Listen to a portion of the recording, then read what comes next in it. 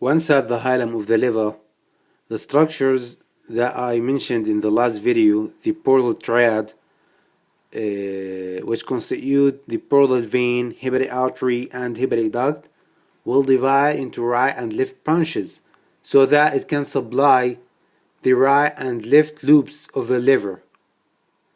Let's start with the portal vein. The portal vein.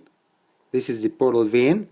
Once at the hilum of the liver, this portal vein will divide into two large right branches. Okay, this is two large right branches and one left branch. Two right and one left branch. Let's move to the hepatic duct. Hepatic duct. The hepatic duct is the result of joining of right and left hepatic duct. Okay, here we have the left hepatic duct comes from the parenchyma of the liver, and the right hepatic duct comes also from the parenchyma of the liver. And it is good to say that 6 centimeters of the left hepatic duct, 6 centimeters of the left hepatic duct is outside the liver, whereas 2 centimeters of the right hepatic duct is outside of the liver. Okay, just 2 centimeters of the right hepatic duct is extra hepatic, and 6 centimeters of the left hepatic duct is extra hepatic. So after joining the right and the left hepatic duct, the common hepatic duct will be formed, and this common, okay, let's just write common hepatic duct, and the common hepatic duct will join the cystic duct. The cystic duct comes from the gallbladder.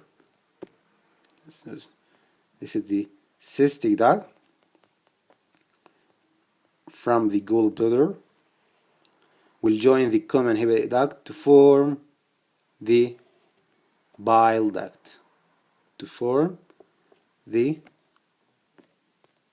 bile duct. Okay, so let's just summarize what I've said. The portal vein will divide into two right,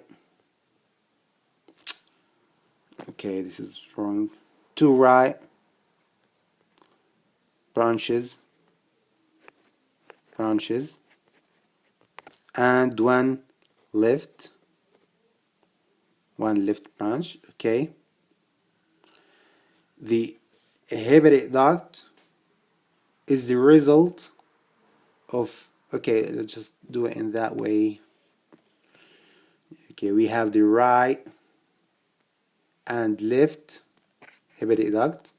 They will join together to form the common hepatic duct. The common hepatic duct will join the cystic duct